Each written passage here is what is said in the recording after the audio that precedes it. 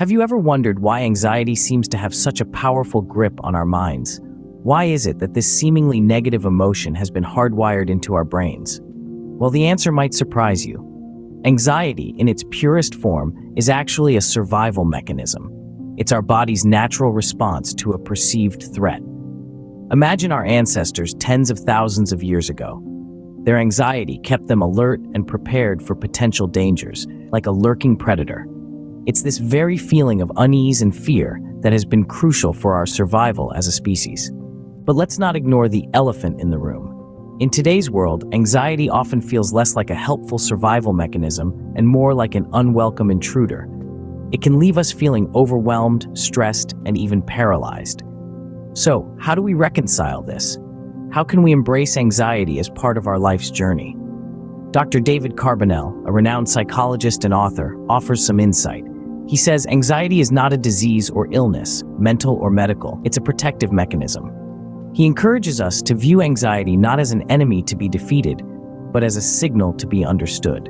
So, how can we shift our perspective and embrace anxiety? Firstly, recognize that it's okay to feel anxious. It's a normal part of being human.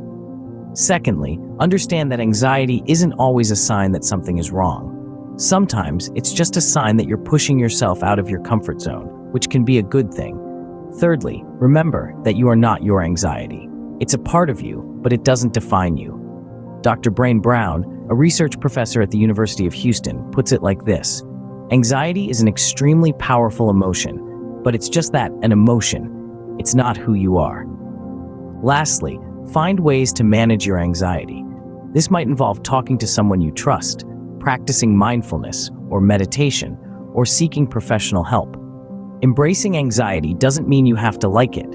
It just means acknowledging it as a part of your life's journey. It means understanding its role and learning to navigate it. To quote Dr. Carbonell again, "Don't fight your anxiety. Do the opposite.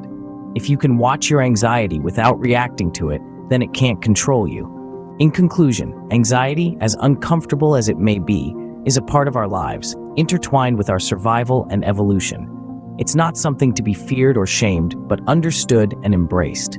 Recognize it, understand it, remember it doesn't define you, and find ways to manage it. And remember, you are not alone on this journey. Thank you for joining this exploration of anxiety and its role in our lives.